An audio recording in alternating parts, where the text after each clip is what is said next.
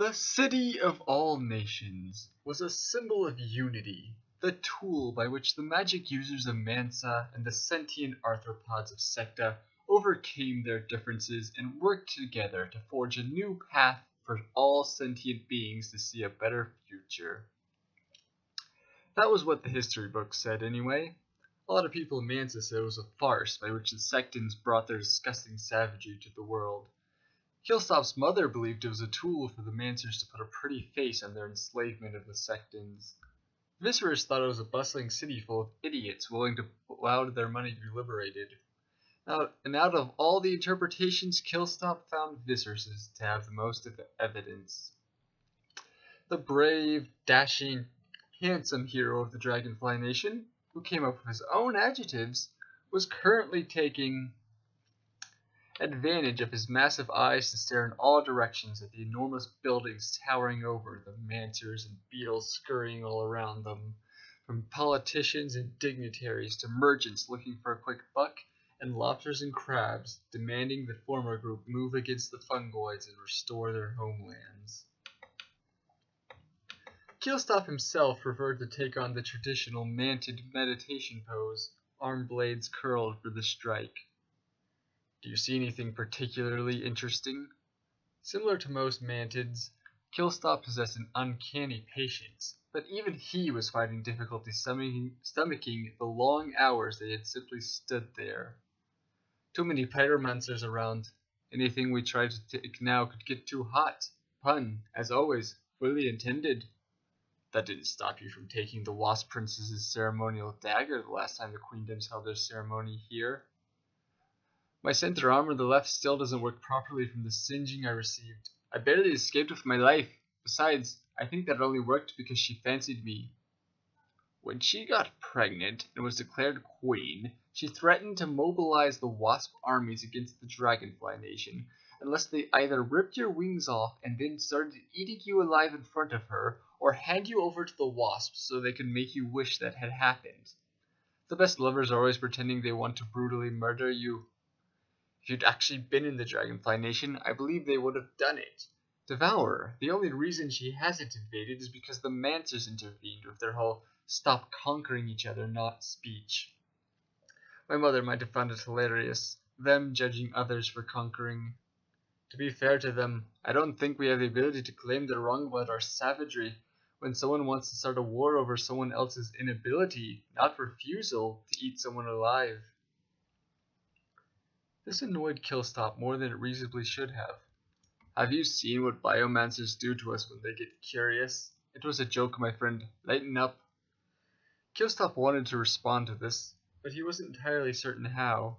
Oh, there were plenty of things about the Mansers' political alliance with all of Secta that bothered him, such as the refusal to do anything about the fungoids, or the ornate carvings of the snowflake of Cryo, the sword of Thera, the rock of Geo, the drop of Hydro, the skull of Necro, the sun of Photo, the leaf of Bio, the lightning bolt of Electro, the skull and crossbones of Toxie, the torch of Pyro, the question mark of Psycho, and the dragon of Draco, strewn about what was supposedly a Sectan city, in far greater numbers than the banners of the Beetle tribes, or the Queendoms, or the Mantard Union, or the Dragonfly Nation, or even the Arachnid Collective.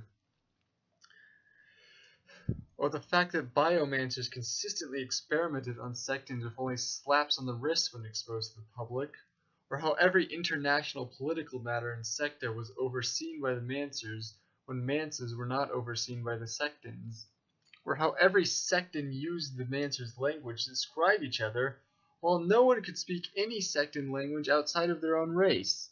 Devourer, Killstop had spent more time with Viserys than other Mantids over the last several years, and he still didn't even know a word of Dragonfly. How do you say hello in Dragonfly? This question caught Viserys completely off guard, but with his usual expediency, he responded by vocalizing an incomprehensible set of buzzing noises. A Manser would claim that was why Sectan languages were impractical, but Killstop knew there had to be a point when Sectans could speak to each other before their warm-blooded brothers from the other continent introduced themselves. Although he was certain he could hear whatever Viserys just said 100 times and still not even come close to mimicking it, he refused to believe the Mancer's claims.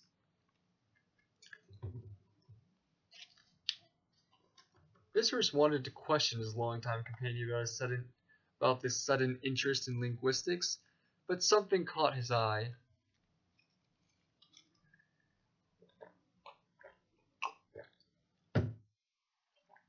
Hey, Killstop, look at the Mancer girl in the generic clothing, the one talking with the ant slave.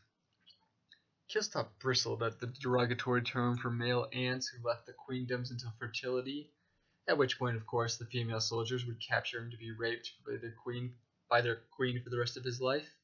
But he looked. The Mancer, clearly female, had ear-length brown hair, surprisingly practical for her kind, and pale skin. As Viserys had noted, she didn't wear any decorated robes and her hands were covered. She didn't even have any of those garish jewels that female Mancers usually wear. She is hiding something. Staring at her more closely, an impossible recognition dawned on him. Is that Nedra? Krios the Destroyer's daughter hadn't been seen by anyone of note in years, and not heard of since he and Viserys had been in that beetle village when the scorpions attacked. Killstop shook his head. Even if the Mancers had been reluctant to the point of being transparently embarrassed about the fact that one of their own was helping the Arachnid supremacist movement, they wouldn't go so far as to let her, of all people, walk around the city of all nations without problem. Viserys, I know she resembles Nedra. It's her, Killstop. You only saw her from a distance. Trust me, I know this. You didn't see her up close. We were both doing our best to get out of the city as best we could. Devourer, we wouldn't have been there. We wouldn't have seen her at all if someone hadn't believed the scorpions would be too incompetent to kill us before he liberated some of the beetle's ornamental jewelry. I was planning to return the lost treasures to the poor souls forced out of their homes. For what price? It wouldn't have been unreasonable. They'd all probably be homeless after all. They'd been there to rob the chieftain in the first place, so Killstop really couldn't judge. Well, actually, their long partnership in thievery meant he couldn't judge. Besides, I wasn't wrong. We would have avoided the scorpions easily if you hadn't insisted on going after the dragon egg that you dropped in that alleyway. If we'd stuck to the roofs, my wings and your jumping prowess would have gotten us out of there without an ounce of scorpion venom. Do you know how rare dragons outside of Mansa, Devourer outside of Draco are? If I was going to stay in a beetle village while I was being raided by arachnids, I was going to steal something that was actually worth it. Viserys smiled, or at least his mouth parts formed what dragonflies referred to as a smile. I have to say, you slicing that scorpion's tail clean off was worthy of a book. Someone should write one someday, when we're old and none of our victims can have us eaten.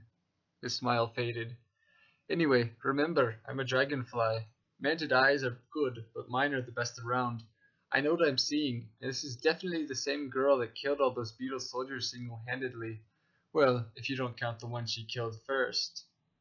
Killstop had heard that most Mancers fear necromancers, and his brief sight of her in action made him understand why. Ignoring the pragmatics of it, just the sight of one's rotting comrade lurching forward to kill you. And Mancers had the gall to call Sectans savages.